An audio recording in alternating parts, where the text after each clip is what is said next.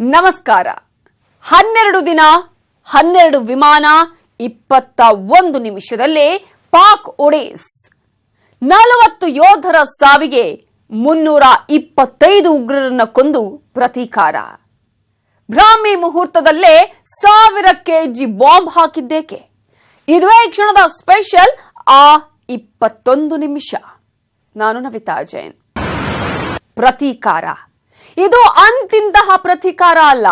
ಇಡೀ ಪಾಕಿಸ್ತಾನವೇ ಬೆಚ್ಚಿ ಬೆರಗಾದ ಅತಿ ಭಯಾನಕ ಪ್ರತೀಕಾರ. 21 ನಿಮಿಷದಲ್ಲಿ 3 ಸ್ಥಳವನ್ನ ಟಾರ್ಗೆಟ್ ಮಾಡಿ 300ಕ್ಕೂ ಹೆಚ್ಚು ಉಗ್ರರನ್ನ ಉಡಿಸ್ ಮಾಡಿದ ರಣಬೇಟೆ ಇದು. 40 ಯೋಧರನ್ನ ಛಿದ್ರ ಛಿದ್ರ ಮಾಡಿದ್ದ ಪಾಕಿಸ್ತಾನಕ್ಕೆ 300 ಉಗ್ರರ ರುಂಡ ಚೆಂಡಾಡಿ ಮುಟ್ಟಿದ್ರೆ ತಟ್ ಬಿಡ್ತೀವಿ ಅಂತ ಭಾರತ ಗುಡುಗಿದ ಸ್ಟೋರಿ ಇದು. ಇಷ್ಟಕ್ಕೂ 21 ನಿಮಿಷದಲ್ಲಿ ಪಾಕಿಸ್ತಾನವನ್ನ ಭಾರತ ಬೇಟೆ ಆಡಿದ್ದು ಹೇಗೆ ಅಂತೀರಾ? ಈ ಸ್ಟೋರಿ ನೋಡಿ.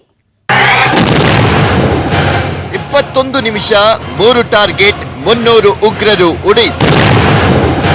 ಜಸ್ಟ್ 12 ದಿನದಲ್ಲೇ ಪಾಕ್ ಪಾಪಿಗಳಾದ್ರೂ ಖಲ್ಲಾಸ್. 1000 ಕೆಜಿ ಬಾಂಬ್ಗೆ ಭಯೋತ್ಪಾದಕರ ಕೇಂದ್ರ ಪೀಸ್ ಪೀಸ್.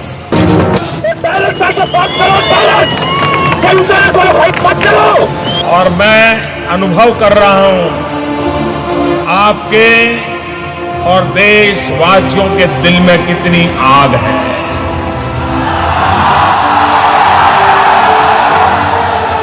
जो आग आपके दिल में है वही आग मेरे दिल में है. ಬರೀ ಅಗ್ನಿ ಅಲ್ಲ, ಇಂಥ ರೋಷಾಗ್ನಿ ಇಡೀ ಭಾರತೀಯರಲ್ಲಿ ಹುಟ್ಟಿಕೊಂಡಿತ್ತು. ಪಾಕ್ ಮೇಲೆ ದ್ವೇಷಾಗ್ನಿ ಜ್ವಾಲೆ ಎದೆಯಲ್ಲಿ ಧಗಧಗಿಸಿತ್ತು. ಪಾಕ್ ಮೇಲಿನ ಪ್ರತೀಕಾರ ಯಾವಾಗ ಅನ್ನೋ ಮಾತು ಕೇಳಿ ಬರ್ತಾ ಇತ್ತು. ಆದ್ರೀಗ ಪಾಕಿಸ್ತಾನದ ಪಾಪಿ ಕೃತ್ಯಕ್ಕೆ ಭಾರತ 21 ನಿಮಿಷಗಳಲ್ಲೇ ಪ್ರತೀಕಾರವನ್ನ ತೀರಿಸಿಕೊಂಡಿದೆ. ಕತ್ತಲು ಸರಿದು ಬೆಳಕು ಹರಿಯೋಷ್ಟರಲ್ಲಿ ಭಾರತೀಯ ವಾಯುಸೇನೆ ಪಾಕ್ ಮೇಲೆ ನಡೆಸಿಯೇ ಬಿಟ್ಟಿದೆ ಅತಿ ಭಯಾನಕ ದಾಳಿ. ಫೆಬ್ರವರಿ 14ರಂದು ನಡೆದ ಪುಲ್ವಾಮಾ ಅಟ್ಯಾಕ್ಗೆ ಪ್ರತೀಕಾರವನ್ನ ತೀರಿಸಿಕೊಳ್ಳುವುದಕ್ಕೆ ಪ್ರಧಾನಿ ಮೋದಿ ಪ್ರತಿಜ್ಞೆ ಮಾಡಿದ್ರು. ಪಾಕಿಸ್ತಾನ ನಡೆಸಿದ ಹೀನ ಕೃತ್ಯಕ್ಕೆ ಹೃದಯದಲ್ಲಿ ಬೆಂಕಿ ಹೊತ್ತಿ ಉರಿಯುತ್ತಿದೆ ಅಂತ ಇದ್ರು.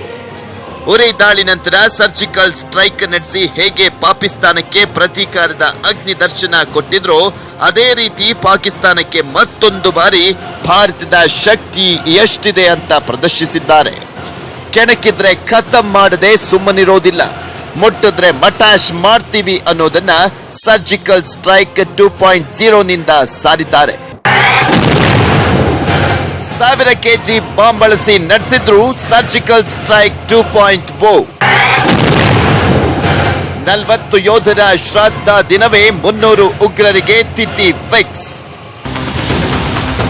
ಪಾಕಿಸ್ತಾನ 350 ಕೆಜಿ ಬಾಂಬ್ ತಂದು 40 ಭಾರತೀಯ ಯೋಧರನ್ನ ಬಲಿ ಪಡೆದ್ರೆ ಭಾರತ 1000 ಕೆಜಿ ಬಾಂಬ್ ತೆಗೆದುಕೊಂಡು ಹೋಗಿ ಪಾಕ್ ಮೇಲೆ ದಾಳಿಯನ್ನ ಮಾಡಿ 300 ಉಗ್ರರನ್ನ ಸದೆ ಬಡಿದಿದೆ. ಇವತ್ತಿಗೆ 40 ಯೋಧರ ಮೇಲೆ ಪಾಕ್ ದಾಳಿ ಮಾಡಿ 12 ದಿನಗಳು ಕಳೆದಿದೆ. ಇವತ್ತು ಭಾರತೀಯ 40 ಯೋಧರ ಆತ್ಮಕ್ಕೆ ಶಾಂತಿಯನ್ನ ಕೋರಿ ಆ 40 ಕುಟುಂಬಗಳು ಹಾಲು ತುಪ್ಪ ಕಾರ್ಯಕ್ರಮವನ್ನ ನಡೆಸುತ್ತಿವೆ. ಆದರೆ 40 ಯೋಧರ ತಿಥಿ ದಿನವೇ ಮೋದಿ ಪಾಕ್ನ ಉಗ್ರರಿಗೆ ತಿಥಿ ಮಾಡಿದ್ದಾರೆ. ಅವರ ಶ್ರಾದ್ದ ಕಾರ್ಯ ನಡೀತಾ ಇದೆ. ಶ್ರಾದ್ದ ಕಾರ್ಯ ದಿನ ಕಣ್ಣೀರು ಹಾಕ್ತಿದ್ದ ಗುರು ಕುಟುಂಬಕ್ಕೆ ಭಾರತ ಸೇನೆ 300 ಉಗ್ರರನ್ನ ಬಲಿ ಪಡೆದಿರೋದು ನಿಟ್ಟುಸಿರು ಬಿಡುವಂತಾಗಿದೆ.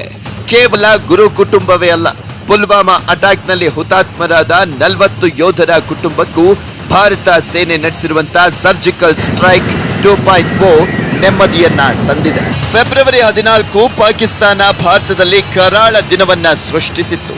ಅವತ್ತಿನಿಂದ ಪ್ರತೀಕಾರದ ಅಗ್ನಿಯನ್ನ ಅಡಗಿಸಿಕೊಂಡಿದ್ದ ಭಾರತೀಯ ಸೇನೆ ಜಸ್ಟ್ 21 ನಿಮಿಷದಲ್ಲಿ ಪಾಕಿಸ್ತಾನದ ಪಾಪಿಗಳ ರುಂಡವನ್ನ ಚೆಂಡಾಡಿದೆ. ಇಷ್ಟಕ್ಕೂ 21 ನಿಮಿಷದಲ್ಲಿ ಭಾರತೀಯ ಸೇನೆ ಪಾಕಿಸ್ತಾನದ 300 ಉಗ್ರರನ್ನ ಹೊಡೆದುರುಳಿಸಿದ್ದು ಹೇಗೆ ಅಂತೀರಾ? ಬನ್ನಿ, ಆ 21 ನಿಮಿಷದಲ್ಲಿ ಏನೆಲ್ಲ ಆಯ್ತು ಅನ್ನೋದನ್ನ ಪಿನ್ ಟು ಪಿನ್ ತೋರಿಸ್ತೀವಿ. 21 ನಿಮಿಷದ ದಾಳಿಗೆ ತಯಾರಿ ಹೇಗಾಯ್ತು?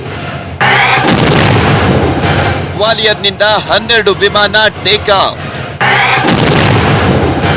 ಪಾಕ್ನ 3 ಉಗ್ರರ ಕೇಂದ್ರಗಳ ಮೇಲೆ ಟಾರ್ಗೆಟ್. 10 ಲೇಸರ್ ಗೈಡೆಡ್ ಬಾಂಬ್ಗಳ ಲೋಡಿಂಗ್. ಪಾಕಿಸ್ತಾನದ ಉಗ್ರರ 3 ಕೇಂದ್ರಗಳನ್ನ ಭಾರತೀಯ ವಾಯುಸೇನೆ ಗುರುತು ಮಾಡಿಕೊಂಡಿತ್ತು. 12 ಮಿರಾಜ್ ಯುದ್ಧ ವಿಮಾನವನ್ನ ಸಿದ್ಧಗೊಳಿಸಿಕೊಂಡಿತ್ತು. ಮಿರಾಜ್ ಯುದ್ಧ ವಿಮಾನ ಭಾರತೀಯ ಸೇನೆಯ ಹನುಮಂತನಿದ್ದ ಹಾಗೆ ಬಲಕ್ಕೆ ಹೇಳಿ ಮಾಡಿಸಿದ ಯುದ್ಧ ವಿಮಾನವೇ ಮಿರಾಜ್. ಬೆಳಗಿನ ಜಾವ 3 ಗಂಟೆಗೂ ಮುನ್ನ 10 ಲೇಸರ್ ಗೈಡೆಡ್ ಬಾಂಬ್ಗಳನ್ನ ಲೋಡ್ ಮಾಡಲಾಯಿತು. ಆ 10 ಬಾಂಬ್ಗಳಲ್ಲಿ ಇದ್ದದ್ದು 1000 ಕೆಜಿ ಬಾಂಬ್. ದೊಡ್ಡ ಪ್ರಮಾಣದ ಬಾಂಬ್ಗಳನ್ನ ಹೊಂದಿದ್ದ 12 ಮಿರಾಜ್ ವಿಮಾನಗಳು ಗ್ವಾಲಿಯರ್ನಿಂದ ಟೇಕ್ ಆಫ್ ಆದವು. ಇಷ್ಟಕ್ಕೂ ಗ್ವಾಲಿಯರ್ನಿಂದ ಟೇಕ್ ಆಫ್ ಆದ ವಿಮಾನಗಳು ಎಲ್ಲೆಲ್ಲಿ ಹೇಗೆ ದಾಳಿ ಮಾಡಿದ್ವು, ಜಸ್ಟ್ 21 ನಿಮಿಷದಲ್ಲಿ 300 ಉಗ್ರರನ್ನ ಹೇಗೆ ಉಡಿಸ್ ಮಾಡ್ತು ಅನ್ನೋದನ್ನ ತೋರಿಸ್ತೀವಿ ನೋಡಿ. 21 ನಿಮಿಷದಲ್ಲೇ 300 ಉಗ್ರರು ಮಟಾಶ್. 26 ಫೆಬ್ರವರಿ 2019 ಬೆಳಗಿನ ಜಾವ 3 ಗಂಟೆ 6 ನಿಮಿಷ ದಾಳಿಗೆ ಮುಂದಾದ 12 ಮಿರಾಜ್ ವಿಮಾನ ಕಾರ್ಯಾಚರಣೆ ಆರಂಭಿಸಿ ಗಡಿ ನಿಯಂತ್ರಣ ರೇಖೆಯನ್ನ ದಾಟಿ ಉಗ್ರರ ನೆಲೆಗಳತ್ತ ಮುನ್ನುಗ್ಗಿದ್ರು. 26 ಫೆಬ್ರವರಿ 2019 ಬೆಳಗಿನ ಜಾವ 3:43 12 ಮಿರಾಜ್ ವಿಮಾನಗಳು ಪಾಕಿಸ್ತಾನದ ಬಾಲ್ಕೋಟ್ ತಲುಪಿದ್ವು. ಜೈಷೆ ಉಗ್ರರ ನೆಲೆಯಾಗಿದ್ದ ಬಾಲ್ಕೋಟ್ ಮೇಲೆ ದಾಳಿಗೆ ಮುಂದಾಯಿತು. ಮೊದಲ ಲೇಸರ್ ಗೈಡೆಡ್ ಬಾಂಬ್ಗಳನ್ನ ಬಾಲ್ಕೋಟ್ ಮೇಲೆ ಹಾಕಿದ್ವು. 26 ಫೆಬ್ರವರಿ 2019 ಬೆಳಗಿನ ಜಾವ 3:48 12 ಮಿರಾಜ್ ವಿಮಾನಗಳು ಉಗ್ರರ ಮತ್ತೊಂದು ಕೇಂದ್ರದತ್ತ ಬಂದಿತ್ತು. ಮುಜಾಫರ್ಬಾದ್ನ ಉಗ್ರರ ನೆಲೆಯತ್ತ ಮಿರಾಜ್ ವಿಮಾನಗಳು ತಲುಪಿದ್ವು. ಜೈಷೆ ಉಗ್ರರ ಲಾಂಚಿಂಗ್ ಪ್ಯಾಡ್ಗಳ ಮೇಲೆ ಮಿರಾಜ್ ವಿಮಾನಗಳು ಬಾಂಬ್ ಸಿಡಿಸಿದ್ವು. ಭಾರತದ ಬಾಂಬ್ ದಾಳಿಗೆ 3 ಆಲ್ಫಾ ಕಂಟ್ರೋಲ್ ರೂಮ್ಗಳು ಛಿದ್ರವಾಯಿತು. 26 ಫೆಬ್ರವರಿ 2019 ಬೆಳಗ್ಗೆ 3 ಗಂಟೆ 58 ನಿಮಿಷ 3ನೇ ಗುರಿಯತ್ತ ಹಾರಿದ ಮಿರಾಜ್ ವಿಮಾನಗಳು ಉಗ್ರರ ಕೇಂದ್ರವಾಗಿದ್ದ ಚಕೋಟಿಗೆ 12 ಮಿರಾಜ್ ವಿಮಾನಗಳು ತಲುಪಿದ್ವು. ಚಕೋಟಿಯಲ್ಲಿದ್ದ ಉಗ್ರ ಸಂಘಟನೆ ಮೇಲೆ ಬಾಂಬ್ ದಾಳಿಯನ್ನ ನಡೆಸಲಾಯಿತು. 26 ಫೆಬ್ರವರಿ 2019 ಬೆಳಗ್ಗೆ 4 ಗಂಟೆ 4 ನಿಮಿಷ ಪಾಕಿಸ್ತಾನದ ವಿರುದ್ಧ ಪ್ರತೀಕಾರದ ದಾಳಿಗೆ ತೆರಳಿದ್ದ 12 ಮಿರಾಜ್ ಯುದ್ಧ ವಿಮಾನ ಭಾರತಕ್ಕೆ ವಾಪಸ್ ತೆರಳಿದ್ವು. ಹೀಗೆ ಜಸ್ಟ್ 3 ಗಂಟೆ 43ರಿಂದ 4 ಗಂಟೆ 4ರವರೆಗೆ ನಡೆದ ಭಾರತೀಯ ಸೇನೆಯ ಪ್ರತೀಕಾರದ ದಾಳಿ 300 ಉಗ್ರರನ್ನ ಬಲಿ ಪಡೆದಿತ್ತು. 21 ನಿಮಿಷದಲ್ಲಿ ಭಾರತೀಯ ಸೇನೆ ಮಾಡಿದ ಆಪರೇಷನ್ ಸಕ್ಸಸ್ ಆಯಿತು. ಗಡಿಯಿಂದ 24 ಕಿಲೋಮೀಟರ್ ದೂರದಲ್ಲಿರುವಂತಹ ಉಗ್ರರ ಕೇಂದ್ರಗಳ ಮೇಲೆ ದಾಳಿಯನ್ನ ನಡೆಸಿದ ಭಾರತ ಪಾಕ್ಗೆ ಮುಟ್ಟಿದ್ರೆ ಮಟಾಶ್ ಅನ್ನೋ ಸಂದೇಶವನ್ನ ಈ ಮೂಲಕ ರವಾನಿಸಿದೆ. ಬೆಳಗಾಗುವಷ್ಟರಲ್ಲಿ 300ಕ್ಕೂ ಹೆಚ್ಚು ಉಗ್ರರನ್ನ ಹೊಡೆದುರುಳಿಸೋದಿಕ್ಕೆ ಭಾರತ ಏರ್ ಸ್ಟ್ರೈಕ್ ಪ್ಲಾನ್ ಮಾಡಿದ್ದು ಯಾವಾಗ? ದಾಳಿಗೆ ಭಾರತೀಯ ಸೇನೆ ಯಾಕೆ ಬ್ರಾಹ್ಮಿ ಮುಹೂರ್ತವನ್ನೇ ಫಿಕ್ಸ್ ಮಾಡಿಕೊಂಡಿತ್ತು? ಪಾಕ್ ಮೇಲೆ ಲೇಸರ್ ಬಾಂಬ್ ದಾಳಿ ನಡೆಸುವ ವೇಳೆ ಮೋದಿ ಎಲ್ಲಿದ್ರು ಗೊತ್ತಾ? 21 ನಿಮಿಷದ ದಾಳಿ ಹಿಂದೆ ಇತ್ತು 12 ದಿನದ ತಂತ್ರ.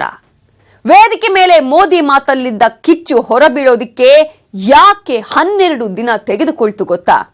ಇಷ್ಟಕ್ಕೂ ಏರ್ ಸ್ಟ್ರೈಕ್ ಆಪರೇಷನ್ ಏಮ್ ಮಾಡಿದ್ದು ಯಾರನ್ನ ಗೊತ್ತಾ?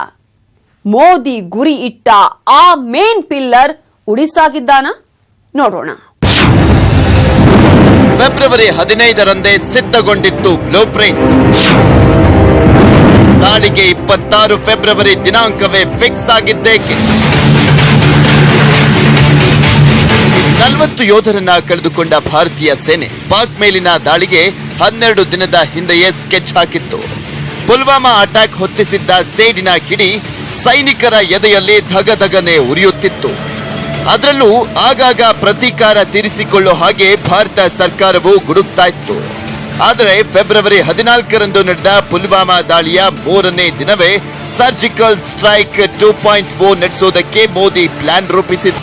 ಮೋದಿಗೆ ಸೇನೆ ಮೇಲೆ ನಡೆದ ಭೀಕರ ದಾಳಿ ಸೇಡಿನ ಬಲೆ ಬೀಸುವ ಹಾಗೆ ಮಾಡಿತು. ದಾಳಿ ನಡೆದ ಕ್ಷಣದಿಂದಲೂ ಪಾಪಿಗಳಿಗೆ ತಕ್ಕ ಶಾಸ್ತಿ ಗ್ಯಾರಂಟಿ ಅಂತಿದ್ದ ಮೋದಿ 12 ದಿನಗಳ ಹಿಂದೆಯೇ ಪಾಪಿಗಳ ತಿಥಿಗೆ ಎಲ್ಲ ಸಿದ್ಧತೆಯನ್ನ ನಡೆಸಿದ್ರು. ಯೋಧರ ದೇಹ ಹೇಗೆ ಛಿದ್ರವಾಯಿತೋ ಅದೇ ರೀತಿ ಉಗ್ರರ ದೇಹವು ಛಿದ್ರವಾಗಬೇಕು ಅನ್ನೋ ಸ್ಕೆಚ್ ರೆಡಿ ಆಯಿತು. ಅವರು 350 ಕೆಜಿ ಬಾಂಬ್ ತಂದು ಸ್ಫೋಟಿಸಿದ್ರೆ ಏರ್ ಸರ್ಜಿಕಲ್ ಸ್ಟ್ರೈಕ್ ನಿಂದ 1000 ಕೆಜಿ ಬಾಂಬ್ ಸಿಡಿಸೋ ಪ್ರತೀಕಾರದ ತಂತ್ರವನ್ನ ಪಾಕ್ ವಿರುದ್ಧ ಮೋದಿ ಎಣೆದಿದ್ರು. ಪುಲ್ವಾಮಾ ಪ್ರತೀಕಾರದಲ್ಲಿ ಟಾರ್ಗೆಟ್ ಆಗಿದ್ದ ಅಜರ್. ಭಾರತದ ದಾಳಿಗೆ ಅಜರ್ ಬಲಗೈ ಭಂಟ ಒಡಿಸ್. ಏರ್ ಸರ್ಜಿಕಲ್ ಸ್ಟ್ರೈಕ್ 3 ಕಡೆ ನಡೆಯಬೇಕು ಅನ್ನೋದು ಮೊದಲೇ ರೆಡಿ ಇದ್ದ ಪ್ಲಾನ್. ಚಕೋಟಿ, ಬಾಲ್ಕೋಟ್ ಮತ್ತು ಮುಜಾಫರ್ಬಾದ್ ಉಗ್ರದ ಮೇನ್ ಕೇಂದ್ರವಾಗಿತ್ತು. ಇದು ಜೈಷ್ ಇ ಮೊಹಮ್ಮದ್ ಕ್ಯಾಂಪ್ಗಳಾಗಿತ್ತು. ಇಲ್ಲಿಗೆ ಟಾರ್ಗೆಟ್ ಮಾಡಿ ಪ್ರತೀಕಾರದ ದಾಳಿ ಮಾಡಿಸೋದ್ರ ಹಿಂದೆ ಮೋದಿ ಟಾರ್ಗೆಟ್ ಮಾಡಿದಿತ್ತು ಆ ಕ್ರಿಮಿಯನ್ನ. ಆ ಕ್ರಿಮಿ ಮತ್ತಾರೂ ಅಲ್ಲ, ವೀಕ್ಷಕರೇ, ಅವನೇ ಉಗ್ರ ಸಂಘಟನೆಯ ಮುಖ್ಯಸ್ಥ ಮೌಲಾನಾ ಮಸೂದ್ ಅಜರ್. ಉಗ್ರರನ್ನ ಉಗ್ರ ಸಂಘಟನೆಯ ಮೇನ್ ಪಿಲ್ಲರ್ ಆಗಿದ್ದ ಅಜರ್ನ ಉಡಿಸ್ ಮಾಡೋ ಪ್ಲಾನ್ ಮಾಡಿದ್ದ ಮೋದಿ ಸರ್ಜಿಕಲ್ ಸ್ಟ್ರೈಕ್ 2.4 ದಾಳಿಯನ್ನ ಮಾಡಿಸಿದ್ದು. ಆದರೆ ದಾಳಿ ವೇಳೆ ಅಜರ್ ಮಿಸ್ ಆಗಿದ್ದಾನೆ. ಅಜರ್ ಬದಲಾಗಿ ಅಜರ್ ಬಲಗೈ ಬಂಟನಾಗಿದ್ದ. ಆತನ ಬಾಮೈದ ಹೆಣವಾಗಿದ್ದಾನೆ. ಅವನೇ ಮೌಲಾನಾ ಯೂಸಫ್. ಗೊತ್ತಾ ಮೌಲಾನಾ ಯೂಸಫ್? 1999ರ ಜೈಷ್ ಇ ಮೊಹಮ್ಮದ್ ಮುಖ್ಯಸ್ಥ ಮಸೂದ್ ಅಜರ್ ಪೊಲೀಸರಿಗೆ ಸಿಕ್ಕಿಬಿದ್ದ. ಆತನನ್ನ ಕಂದಹಾರ್ ವಿಮಾನದಲ್ಲಿ ಕರೆದೊಯ್ಯಲಾಗ್ತಿತ್ತು. ಆಗ ಅಜರ್ನನ್ನ ಕಾಪಾಡಲು ಕಂದಹಾರ್ ವಿಮಾನವನ್ನೇ ಅಪಹರಿಸಲಾಗಿತ್ತು. ಆ ಕೆಲಸ ಮಾಡಿದ್ದು ಮತ್ತಾರೂ ಅಲ್ಲ, ಅಜರ್ ಬಾಮೈದ ಯೂಸಫ್. ಅಷ್ಟೇ ಅಲ್ಲ, ಅಜರ್ನ ಪ್ರತಿಯೊಂದು ದಾಳಿಯಲ್ಲೂ ಯೂಸಫ್ ಕೈವಾಡ ಇದ್ದೇ ಇರ್ತಿತ್ತು. ಮುಂಬೈ ದಾಳಿಯಲ್ಲೂ, ಉರಿ ದಾಳಿಯಲ್ಲೂ, ಪುಲ್ವಾಮಾ ದಾಳಿಯಲ್ಲೂ ಸಹ ಯೂಸಫ್ ಪಾತ್ರವಿತ್ತು. ಅಜರ್ಗೆ ಬಲಗೈ ಬಂಟನಾಗಿದ್ದ ಯೂಸಫ್ ಈಗ ಭಾರತದ ದಾಳಿಗೆ ಸಿಕ್ಕಿ ಸಾವನ್ನಪ್ಪಿದ್ದಾನೆ. ಸರ್ಜಿಕಲ್ ಸ್ಟ್ರೈಕ್ 2.4 ದಾಳಿ ವೇಳೆ ಎಲ್ಲಿದ್ರು ಮೋದಿ? ಪಾಕಿಸ್ತಾನದ ಪಾಪಿಗಳ ಉಸಿರು ನಿಲ್ಲಿಸಲು ಮುಹೂರ್ತ ಇಟ್ಟು ಕಾಯ್ತಿದ್ದ ಮೋದಿ ದಾಳಿ ನಡೆಯುವ ವೇಳೆ ಪ್ರಧಾನಿ ಕಚೇರಿಯಲ್ಲೇ ಕುಳಿತಿದ್ರಂತೆ. 3:30ರವರೆಗೂ ಪ್ರಧಾನಿ ಕಚೇರಿಯಲ್ಲೇ ಇದ್ದ ಮೋದಿ ಸರ್ಜಿಕಲ್ ಸ್ಟ್ರೈಕ್ 2.4 ಸಕ್ಸಸ್ ಕಡೆ ಬರ್ತಿದ್ದ ಹಾಗೆ ನೆಮ್ಮದಿಯಿಂದ ಮನೆಗೆ ತಲುಪಿದ್ರಂತೆ.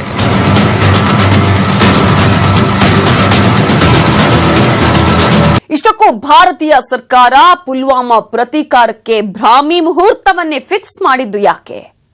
ಪುಲ್ವಾಮಾ ದಾಳಿ ನಡೆದ ಮಾರನೇ ದಿನವೇ ಬ್ಲೂ ಪ್ರಿಂಟ್ ರೆಡಿ ಮಾಡಿದ್ದ ಸರ್ಕಾರ ದಿನಾಂಕವನ್ನ, ಸಮಯವನ್ನ ಫಿಕ್ಸ್ ಮಾಡಿದ್ರ ಹಿಂದೆ ಪಾಕಿಸ್ತಾನದ ವೀಕ್ನೆಸ್ ಅಡಗಿದ್ಯಾ? ಸಮಯ ನೋಡಿಕೊಂಡು ದಾಳಿ ಮಾಡಿದ ಭಾರತದ ಸ್ಟ್ರಾಟಜಿ ಏನಾಗಿತ್ತು? ಅವೆಲ್ಲವನ್ನ ನೋಡೋಣ.